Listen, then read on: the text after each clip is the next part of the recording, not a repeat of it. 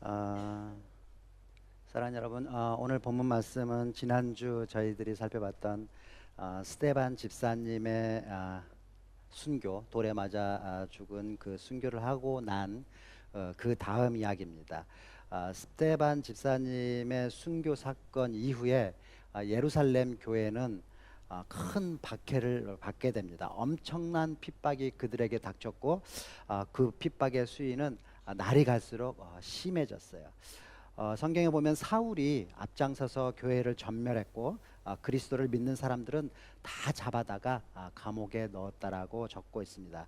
그래서 초대교회 성도들은 사도들하고 몇 명만 예루살렘에 남고 다 유대와 사마리아로 이렇게 모든 땅으로 흩어졌습니다. 그런데 여러분 참 희한하죠. 악의 세력은 예수가 그리스도라는, 예수가 구원자라는 이 복음의 씨를 말려버리려고 초대교회들의 성도들을 막 핍박을 가했는데, 박해를 했는데, 이 박해로 인해서 복음이 이제 예수님께서 말씀하셨던 것처럼 온 유대와 사마리아와 땅끝까지 이렇게 전해지게 됩니다. 그런데 여러분, 이 초대교회의 이 엄청난 핍박이 시작될 때 이 초대교회 성도들이 두 부류로 나누어집니다. 한 부류는 내가 죽어도 이 예루살렘에서 죽겠다라는 그런 순교 의지를 가지고 예루살렘 교회를 사수하겠다라는 사람들입니다. 이 사람들이 바로 사도들이었고, 그 다음에 그곳 예루살렘에 삶의 터전을 두고 살았던 그런 사람들이 그런 결단을 했습니다. 그리고 또 한 부류는 그 핍박을 피해서 피난을 간 사람들입니다. 주로 헬라파 유대인들, 헬라파 기독교인들이 그랬던 것 같습니다. 자, 여러분, 제가 질문 한번 해보겠습니다. 그럼 여러분들은 이 둘 중에 어떤 사람의 결단이 옳다라고 생각하십니까? 마치 예전에 우리 신사참배를 강요당했을 때 죽어도 안 하겠다는 사람과 뭐 이렇게라도 해서 기독교의 명령을 지키겠다라는 둘 중 하나를 선택하라, 뭐 그런 거 비슷한 것 같은데, 근데요, 이런 질문 앞에 서면은 우리가 여러 가지 이견이 있을 수 있습니다. 근데 성경은 누가 옳고 누가 그르다라고 결코 말하지 않습니다. 그런 것을 별로 중요시 여기지 않기 때문입니다. 대신 성경이 중요시하는 것이 뭐냐면요, 어, 상황이 어떠하든지 간에 그들이 무엇에 관심을 가지고 살았는가, 이거를 더 중요시 여깁니다. 예루살렘에 남아있든 예루살렘을 떠나든 자기들이 살고 있는 그 삶의 현장, 그 자리에서 무엇을 하고 있었느냐가 더 중요하다라는 그 말씀입니다. 즉, 다시 말씀드려서 예루살렘에 남아있더라도 또는 떠났더라도 그들이 삶의 현장, 그들이 자기가 살고 있는 그 자리에서 그리스도인으로의 본분을 다하고 복음을 전파하고 죽은 영혼을 살려내고 살아난 영혼들을 거룩하게 세워내고 그런 사명 감당하면서 교회를 세워나갈 때 거기에 성령의 역사가 임한다라는 그 사실입니다. 여러분, 이게 정말 중요합니다. 그리스도인들은 어디에 살든지 그곳에서 복음의 열정으로 살아가는 것, 이게 진짜 중요하다라는 말씀입니다. 오늘 본문 말씀에 보면요, 그렇게 복음의 열정을 가지고 그 복음이 충만했던 그런 한 사람이 나옵니다. 누구냐면요, 우리 지난주에 살펴봤던 순교했던 스티반 집사님과 같이 초대교회 7집사로 세움을 받았던 그 7집사 중에 한 사람, 빌립 집사입니다. 이 빌립 집사는 이제 예루살렘을 떠나서, 핍박을 피해서 떠나서 다른 곳에 복음을 전하면서 살아야 되겠다라고 생각합니다. 아마 그는 생각했을 거예요. 예루살렘을 떠난다면 어디가 좋을까? 그리고 그는 예수님께서 승천하시기 전에 제자들에게 하신 말씀이 생각났던 것 같아요. 뭐라 그랬습니까? 예수님께서 승천하시기 전에 제자들에게 성령이 너희에게 임하면 권능을 받고 너희가 예루살렘과 사마리아 땅 끝까지 이르러 내 증인이 되리라, 이렇게 말씀하셨잖아요. 그러니까 예루살렘 다음 예수님께서 말씀하셨던 곳 사마리아, 이 사마리아로 가기로 했어요. 그런데요, 이 사마리아라는 이 동네가 복음 전파하기가 너무너무 참 힘든 곳이었어요. 왜냐하면 예전에 이 이스라엘도 지금 우리나라처럼 남과 북이 서로 나뉘어서 원수처럼 지냈었습니다. 서로 간 전쟁도 많이 치렀어요. 이스라엘이 남과 북 모두가 다 나라를 잃고 떠돌이 생활을 할 때 그때도 서로가 사이가 좋지가 않았습니다.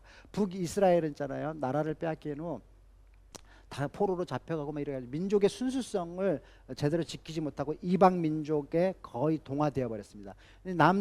남쪽의 이 유대인들은 그래서 좀 자부심을 갖고 있어요. 자기들만 정통이라고 하면서 다른 지파들, 북쪽에 있는 지파들 인정하지 않고 아주 배타적이었습니다. 이 남유대인들은 나중에 고향으로 돌아와서 예루살렘 이 성전을 지을 때 이 북쪽 이 사마리아 사람들은 성전 짓는 것을 방해했습니다. 이 때문에 이들은 서로의 적대감이 점점 더 커져갔고요. 세월이 지나면서 그 적대감, 남과 북의 이 적대감은 돌이킬 수 없을 정도로 커져버렸습니다. 마치 지금 우리 남한과 북한과 이 상황과 아주 비슷합니다. 요즘 우리는 이 북한을 볼 때 이 김정은하고 북한 정권들에 대한 적대감이 요즘 많이 사그라지고 좀 간대해졌습니다. 그런데 지난 정권까지만 하더라도 불과 몇 년 전이지 않습니까? 몇 년 전까지만 해도 김정은과 북한 정권은 없어져야 될 우리의 원수였습니다. 남과 북 모두가 다 서로를 원수 대하듯이 그렇게 바라봤습니다. 그렇게 원수 대하듯이 어떻게 보면 형제 사이지만 그래서 가장 가까웠게 지내야 되는데도 원수가 되어버린 곳, 그곳이 바로 사마리아 땅이었습니다. 예수님께서 예루살렘과 땅 끝까지 이르러 내 복음을 전하고 내 증인이 되라 이렇게 말씀하셔도 되는데 꼭 굳이 그 사이에 예루살렘과 땅 끝까지 그 사이에 사마리아를 콕 집어서 얘기를 하셨어요. 그 이유가 여기 있는 거예요. 우리가 여러분 복음을 받아들이면 가장 먼저 해야 될 것이 일단 내가 사는 곳 이곳 진주 땅 우리가 살고 있는 이곳 먼저 복음화 시키고 난 다음에 그 복음을 가지고 사마리아와 같이 사랑을 해야지만 원수 같은 곳도 어디 있을까요? 일본이 있을까요? 아무튼 그런 사랑을 해야 되지만 지금 원수같이 지내고 있는 내 형제, 내 이웃을 먼저 돌보라는 그런 말씀입니다. 그래서인지 빌립은 예수님의 말씀을 따라서 사마리아로 가서 전도를 합니다. 그런데요, 놀라운 일이 벌어집니다.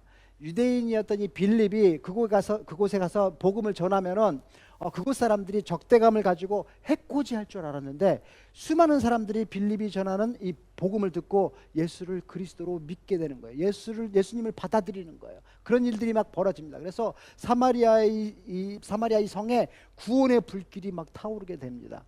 하나님은요 빌립을 통해서 놀라운 기적을 일으키십니다. 더러운 귀신들이 쫓겨나가게 되고요, 중풍병자와 못 걷는 사람들이 나음을 입습니다. 그래서 이 병을 낳은 사람들이나 또 그 병 나은 거를 지켜본 사람들이나 또 그 소문을 들은 이 사마리아 성 모든 사람들이 얼마나 좋았겠습니까? 그래서 이 성에는 지금 기쁨이 이 사마리아 성에 넘치도록 충만했다 이렇게 적고 있습니다. 그런데요, 더 놀라운 것은 이 사마리아 성에서 그동안 마술사로 사람들을 속이면서 마치 자기가 신인 것처럼 행세를 하며 지냈던 이 시몬이라는 사람도 이 빌립의 그런 전도하는 모습, 이 빌립의 권능을 펼치는 이 모습을 보고 그 앞에 무릎을 꿇은 거예요. 여러분, 마술이라는 것은 지금 오늘날 우리가 보면 마술은 일종의 쇼잖아요. 마술 쇼잖아요. 사람들을 기쁘게 하는 그런 아주 트릭 같은 기술일 뿐입니다. 그런데요, 예전에는 그렇지 않았던 것 같아요. 요즘은 우리가 마술이 어떤 거라는 걸 알기 때문에 마술이 지금 우리를 속이고 있다 그러면서 막 경탄합니다. 야, 어떻게 우리를 눈앞에서 이렇게 깜짝같이 속일 수가 있지? 뭐 이렇게 우리가 경탄하는데 예전에는 그렇지 않았나 봐요. 이 마술사들이 사람들을요, 그 자기가 가지고 있는 이 능력으로 사람들을 농락하고요, 사람들을 지배했다고 합니다. 그래서 그 폐해가 얼마나 컸던지 구약 성경에 보면은 마술사들을 모두 돌로 쳐 죽이라 라고까지 했습니다. 그런데 여러분, 보통 마술사들은 자기가 지금 사기치고 있다라는 거를 다른 사람들 몰라도 자기 자신은 알고 있잖아요. 이게 지금 가짜라는 거, 내가 지금 하고 있다라는 게 눈속임이고 가짜라는 거를 누구보다도 자기 자신은 잘 알고 있습니다.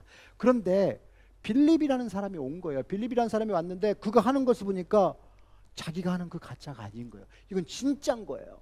너무 진짜인 거예요. 그래서 와, 이거 정말 대단한 기술인데 어떻게 이렇게 할 수가 있지? 그래서 빌립을 쫓아다닌 겁니다. 이 시몬이 빌립의 앞에 무릎을 꿇은 거예요. 야, 이 빌립이 하고 있는 이 기술만 배울 수만 있다면 진짜 내가 뭐든지 못하겠다. 그런 자세를 가지고 빌립을 쫓아다닙니다. 그래서 그는요 세례도 받고요, 자신이 가진 마술서 다 불태워버리고 뭐라 그럽니까? 전심으로 진짜로 전심으로 빌립을 쫓아다녔다는 겁니다.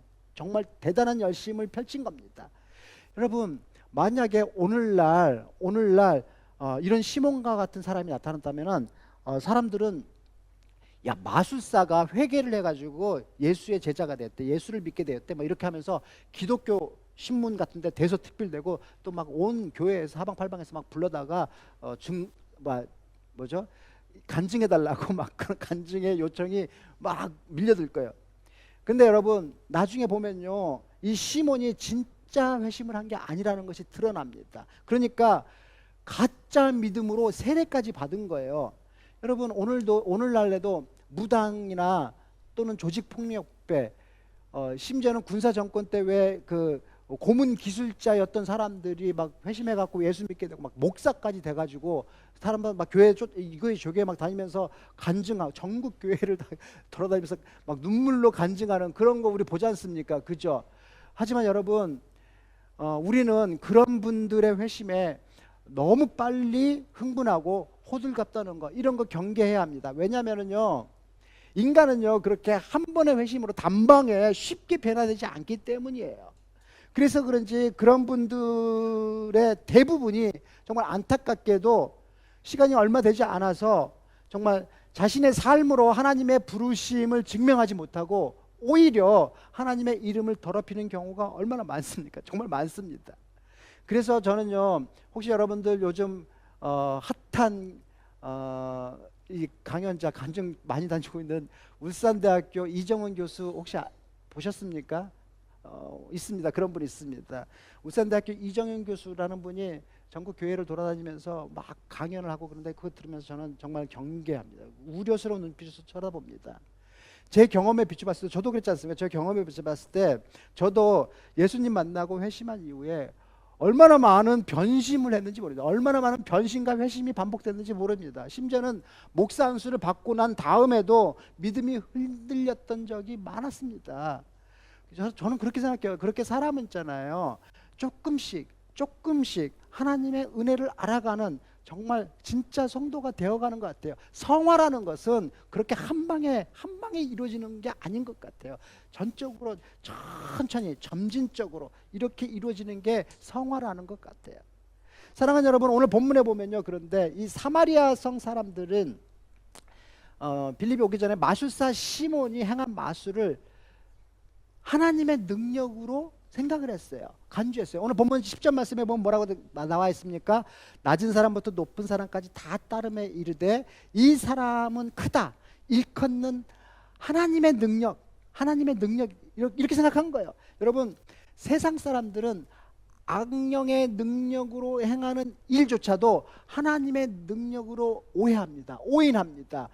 그래, 이게 은사주의자들이 범하는 오류가 바로 이겁니다. 그들은 성령의 능력과 악령의 능력을 분별하는 이 분별력이 떨어지는 겁니다. 그래서 무슨 어떤 조그만 신비한 일이 생기면은 이것을 하나님의 능력으로 간주해서 그 일을 하는 사람을 하나님의 사람이다 라고 쉽게 판단해 버린다는 겁니다.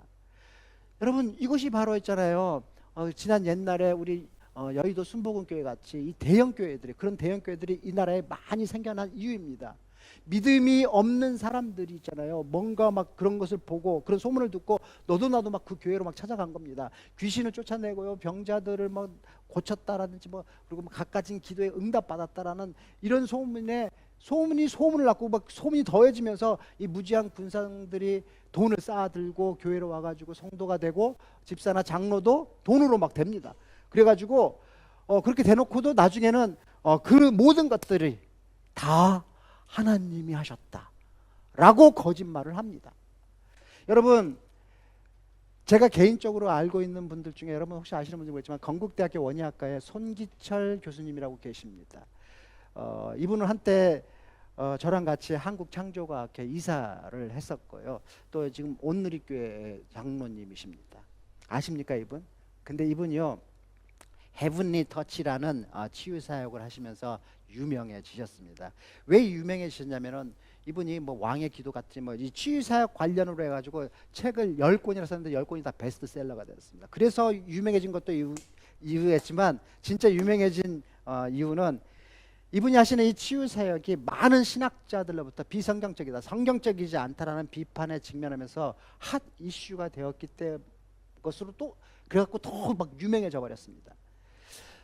사랑하는 여러분, 제가 존경하는 신학자 분 중에 한 분이신 고려 신학대학원의 박영돈 교수님이라고 아주 유명하신 분이 계십니다. 박영돈 교수님. 그분이 쓰신 일그러진 성령의 얼굴이라는 이 책을 보면은 이 박영돈 교수님이 이 송기철 장로님이 하시는 이 헤븐리 터치라는 이 집회에 참석해서 그 광경을 목도했던 거를 설명한 글이 있는데 그 내용을 제가 잠깐 여기서 소개하자면 이렇습니다. 내용 그대로 한번 제가 읽어보겠습니다. 책에 있는 내용입니다. 8시가 다 되자 손 장로가 나와서 설교를 시작했다. 전에 왔을 때와 달리 이번에는 손 장로가 설교하는 도중에 어디가 아픈 사람이 지금 치유받았다는 감동을 하나님이 자신에게 주셨다고 선포했다. 오른쪽 복사뼈가 아팠는데 통증이 사라진 사람은 나와라. 이렇게 하니까 한 젊은이가 앞으로 나왔다.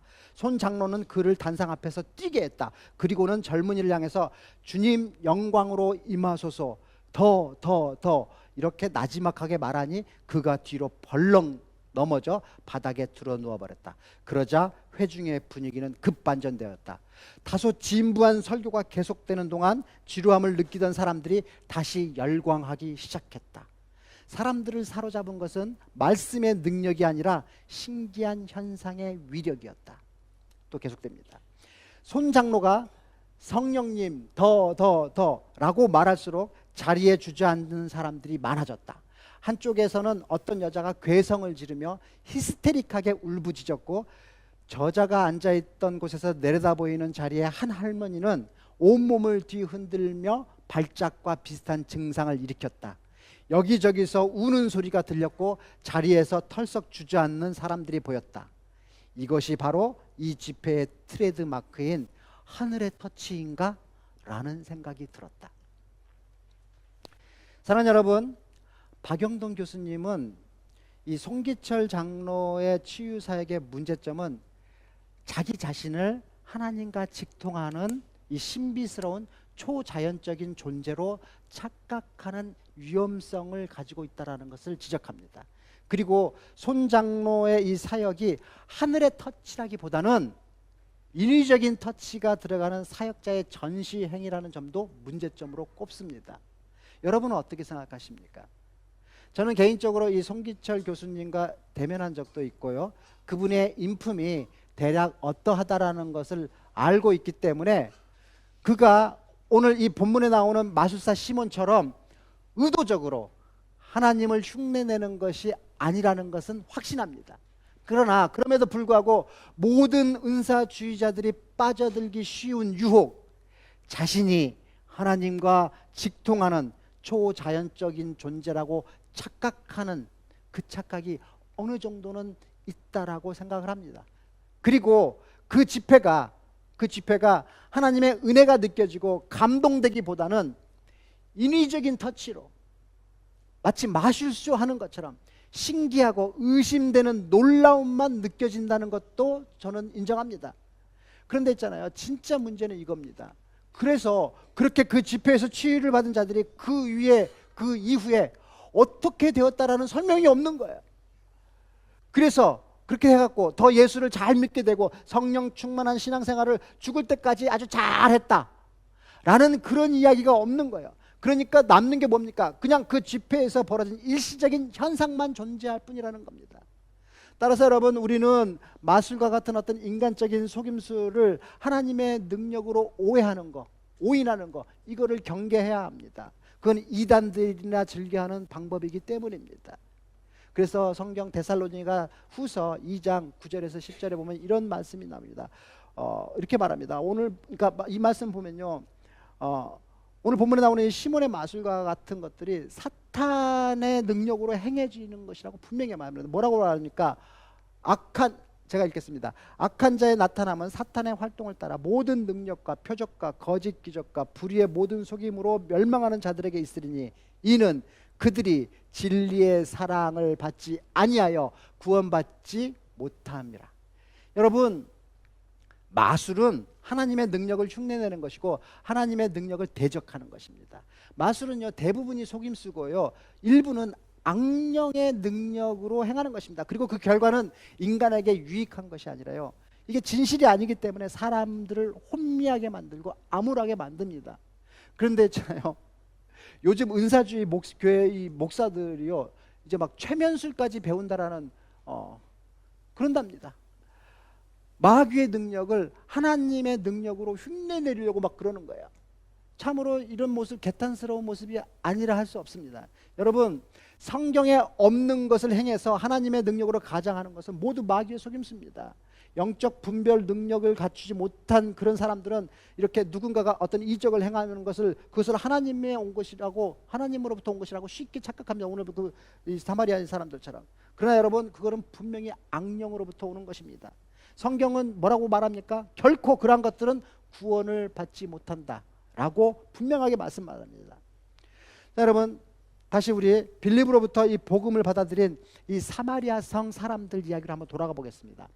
여러분 사마리아 성에 있는 이 사람들이 복음을 받아들였다라는 이 말은 이 소식은 예루살렘에 있는 교회들을 예루살렘에 있는 교회 사람들을 흥분시키기에 충분했습니다. 그래가지고 야 어떻게 사마리아 성 사람들도 회개를 하는구나. 우리로 치면 와 북한 사람들이 이제 예수 믿기 시작했대.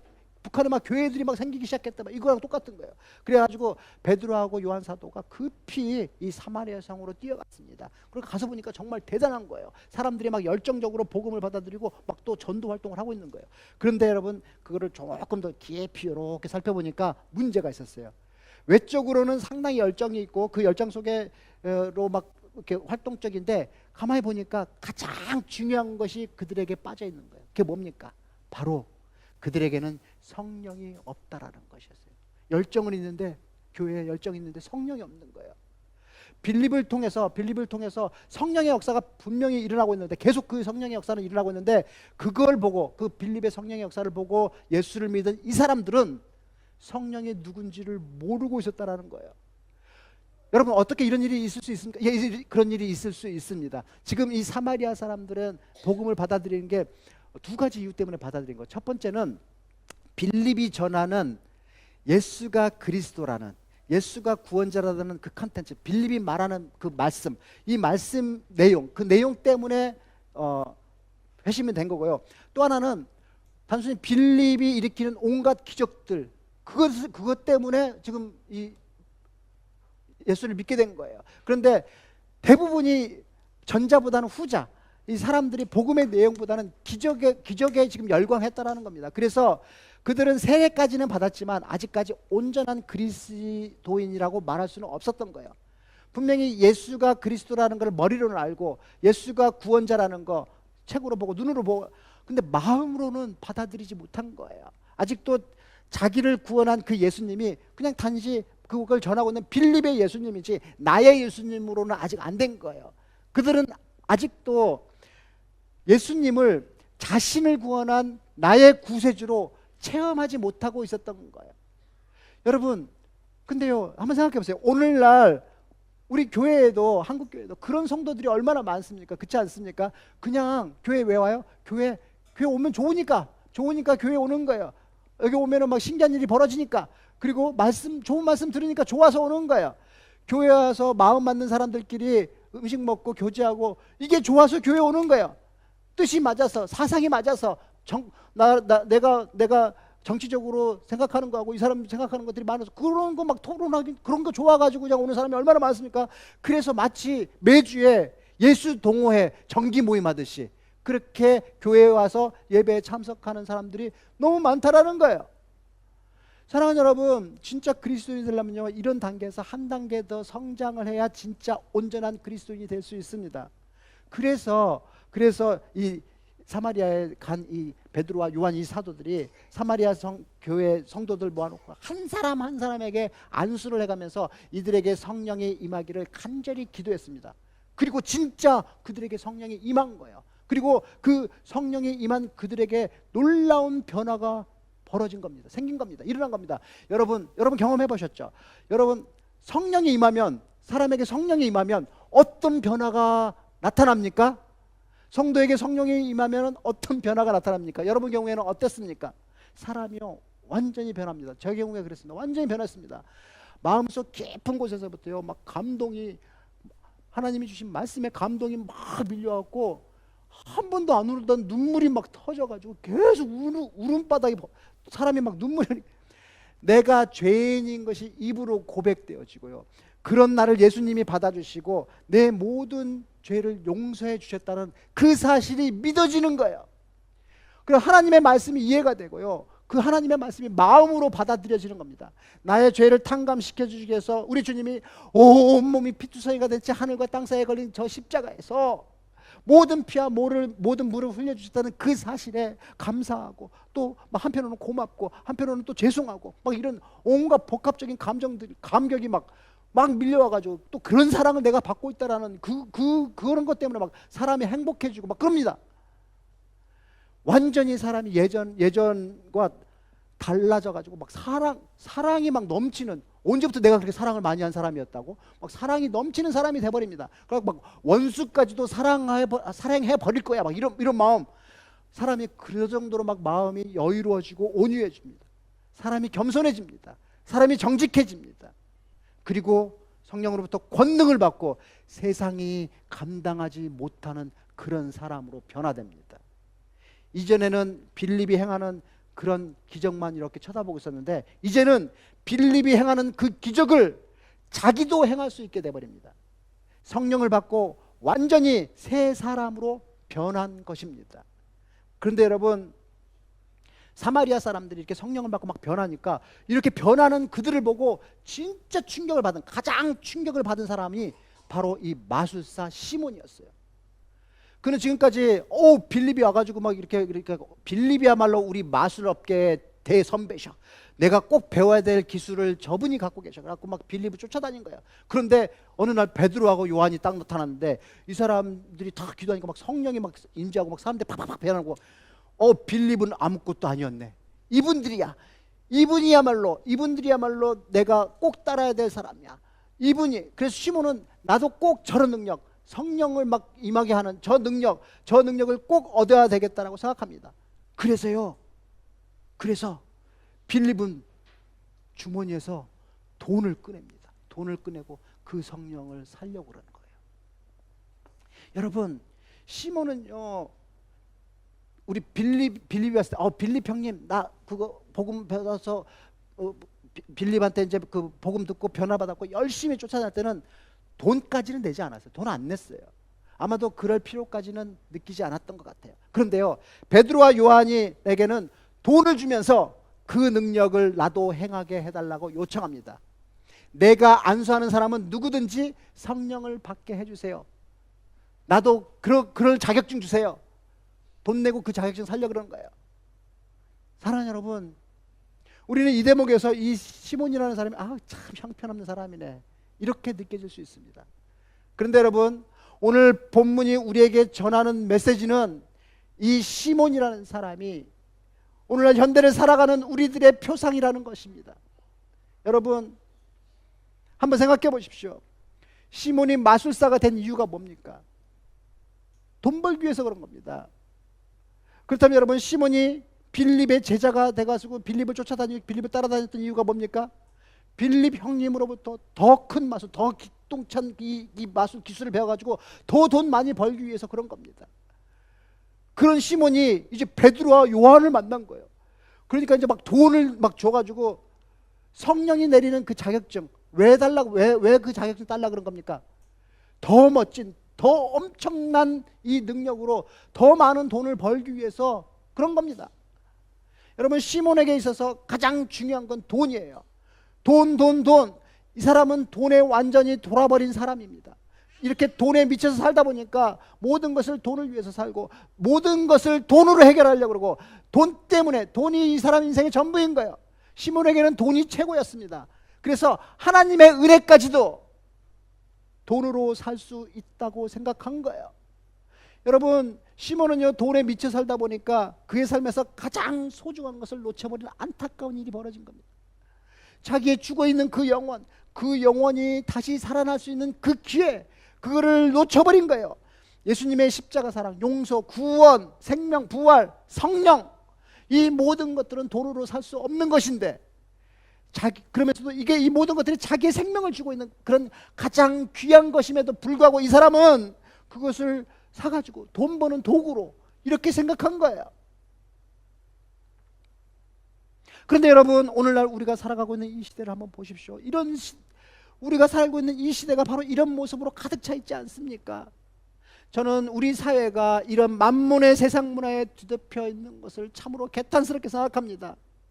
돈이 많았던 시몬은 그 돈으로 성령을 돈으로 살려고 했는데요, 우리는 돈을 벌기 위해서 그 성령을 버려버리는 그런 사회가 되었습니다. 여러분, 우리가 살고 있는 이 땅, 돈 없으면 살 희망도 없고 살 가치도 없다고 하는 곳이 되어버렸습니다. 여러분, 이런 사회가 진짜 병든 사회 아닙니까? 아니요, 이건 죽은 사회입니다. 돈 한 푼이라도 더 벌기 위해서 아수라가 되어서 살아가는 지옥, 그 지옥이 따로 없습니다. 이곳이 지옥인 거죠. 생명보다 더 소중한, 어떻게 인간의 생명보다도 돈이 더 소중한 사회가 되어버렸습니까? 안타깝게도 지금 우리 사회가 그런 사회 아닙니까? 우리가 지금 그런 사회 속에서 살아가고 있지 않습니까? 생명보다 돈을 더 소중히 여기는 사회 말입니다. 사랑하는 여러분, 근데 또 가만히 생각해 보면요, 이 시몬이 돈만을 벌기 위해서 이 성령을 사려고 했던 건 아니에요. 그에게는 또 다른 이유가 있어요. 그 이유가 뭐냐면요, 시몬은요, 이 성령을 사가지고 자기도 사도들처럼 사람들로부터 존경과 영광을 받고 싶어서 성령을 사기로 그 능력을 받기를 원한 거예요.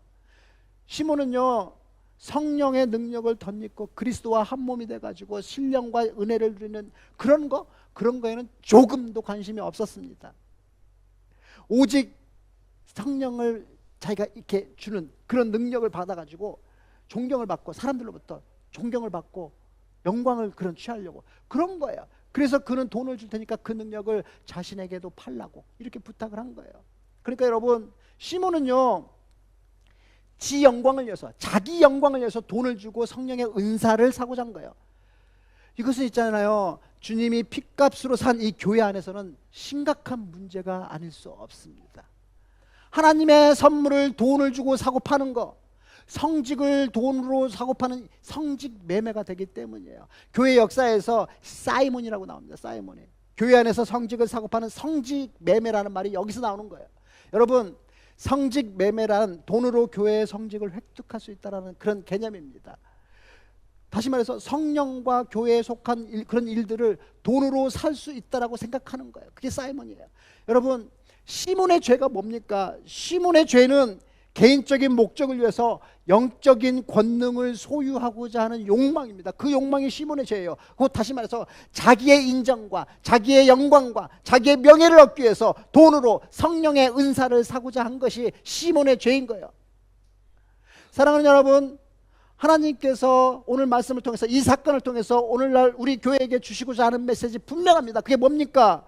하나님께서는 교회가 세속화, 인본화되는 거 절대 원치 않는다는 것입니다. 그분은 교회가 거룩하게 신령한 공동체가 되는 거, 이거를 원하십니다. 교회를 통해서 하나님의 뜻이 이루어지며 하나님의 영광이 드러나기를 원하시는 거예요. 오늘 하나님께서는 이 시몬 사건을 통해서 교회 가운데 이 바리새주의의 위험성을 경고하고 있습니다. 시몬과 같은 죄가 용납될 때 교회는 더 이상 교회가 아니다, 이렇게 말씀하시는 거예요. 만약 그렇게 되면 교회는 세속적이고 인본적인 공동체에 불과한 것이다. 그러면 하나님의 거룩한 공동체는 분명히 파괴될 것이고요, 하나님의 역사는 세속적으로 변질되기 때문입니다. 그런데 여러분, 우리가 너무나 잘 알고 있다시피 오늘날 한국 교회 가운데 이 시몬의 죄가 얼마나 많습니까? 많은 교회들이 성직을 돈으로 사고 팝니다. 또 다른 종교개혁이 필요한 시점이 됐습니다. 많은 교회에서 성직을 자신의 명예와 삶의 수단으로 여깁니다. 심지어 여러분, 교회를 돈을 주고 사고 팝니다. 이거 저도 알고 있고요, 여러분들도 알고 있는 팩트입니다. 사실입니다. 너무 부끄럽습니다. 그리스도인으로 너무 부끄럽습니다. 주님은 교회를 핏값으로 사셨는데 우리는 그 교회를 돈 때문에 망가뜨립니다. 여러분, 이게 시몬의 죄입니다. 사랑하는 여러분, 근데 비단 이것뿐만이 아니에요. 시몬의 죄는 이것뿐만이 아니라요, 이런 것도 시몬의 죄입니다. 자신의 명예, 자신의 명성을 얻기 위해서, 명성을 지키기 위해서 어떤 집회나 예배에 참여하고 또 앞장서는 거예요. 사람들로부터 인정받고 자랑받기 위해서 어떤 영적인 은사와 어떤 축복을 구하는 거, 그런 것도 다 시몬의 죄입니다. 자기가 좀 나아보려고, 자기의 영광, 자기의 명예, 이거 사람들부터 인정받기 위해서 전도하고, 찬양팀만 나와서 찬양하고,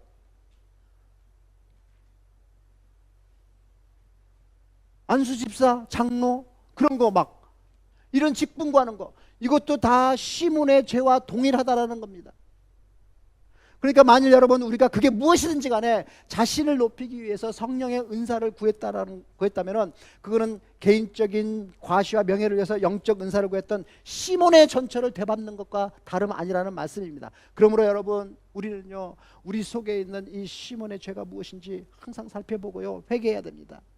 내 몸을 쳐서 시몬의 죄에서 돌이켜야 됩니다. 사랑하는 여러분, 우리가 그렇게 매번 우리의 몸을 쳐서 시몬의 죄에서 돌이켜야 하는데, 근데 이 시몬의 죄는요, 이 시몬과 같은 죄는 하나님의 영광을 구하는 것처럼 위장해 있기 때문에 잘 드러나지가 않아요. 자기 스스로도 잘 몰라요. 왜냐하면 자기 스스로 모든 것이 하나님의 영광과 뜻을 이루기 위함이라고 생각하고 있기 때문에 자기 자신도 이게 죄인지 잘 깨닫지 못한다라는 이런 맹점이 있습니다. 저도 마찬가지예요.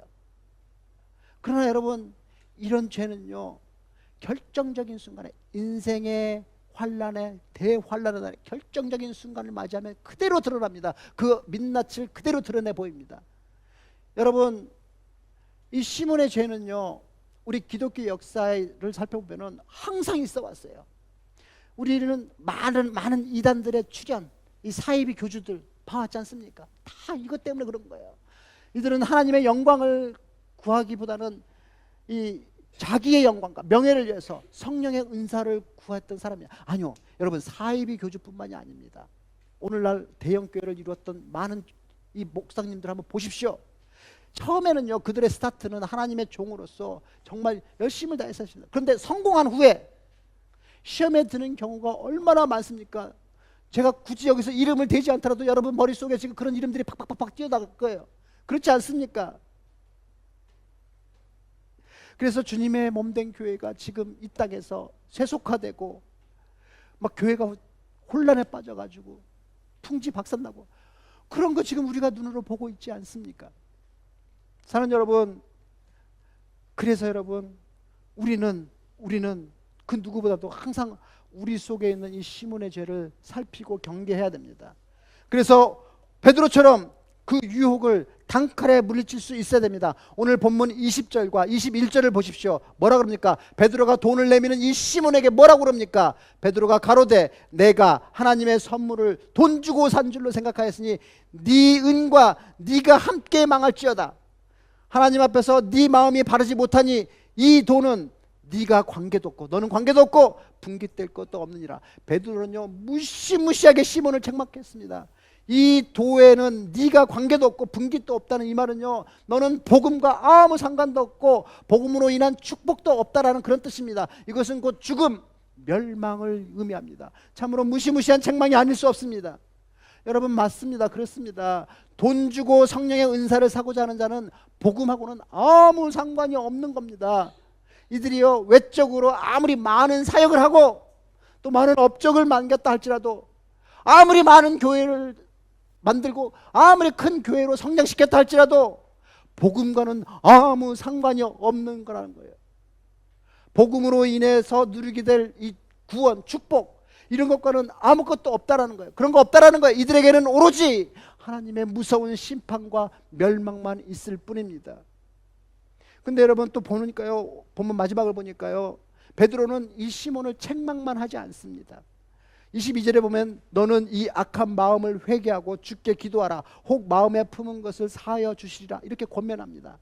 베드로는 시몬의 마음에 악독이 가득하고 불의에 사로잡혀 있다는 걸 딱 제대로 봤습니다.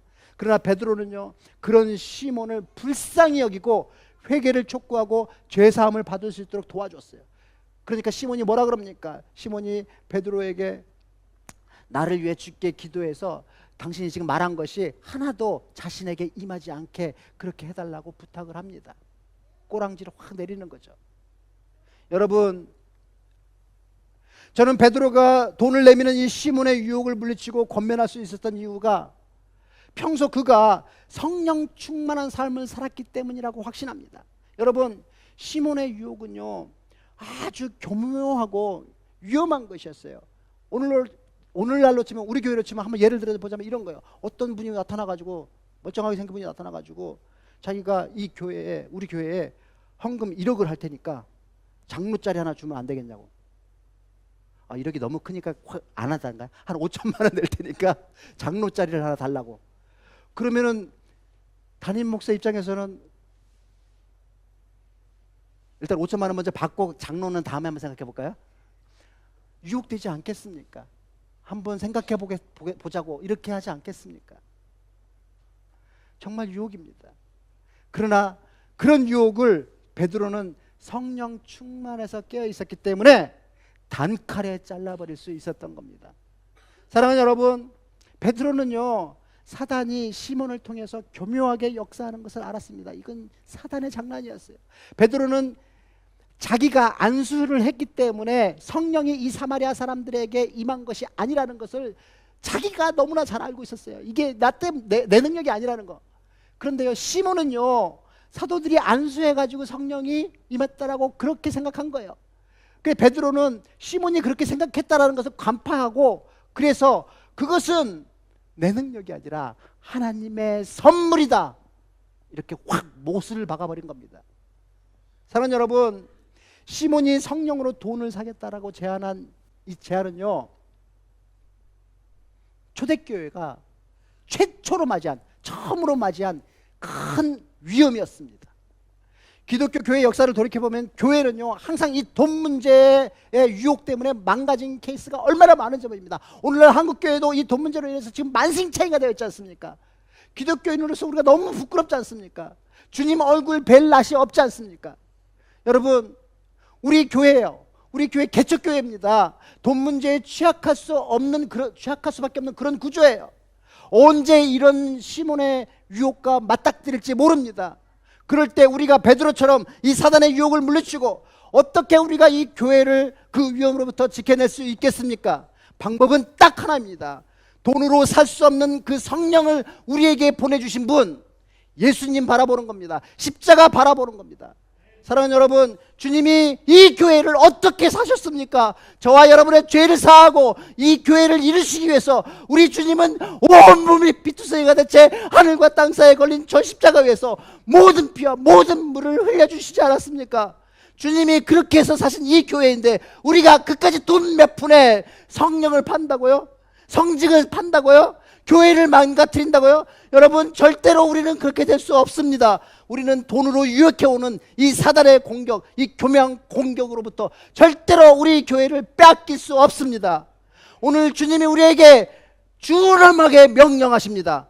베드로처럼 매일 성령으로 충만해서 내 교회를 지켜내라. 이 만문의 세상에서 돈으로 유혹해오는 사단의 유혹을 물리치고 하나님의 뜻을 이루어나가는 거룩한 교회로 세워나가라. 너희는 이 썩어 빠진 세상을 구원할 나의 유일한 축복의 통로, 나의 유일한 소망이다. 같이 기도하겠습니다.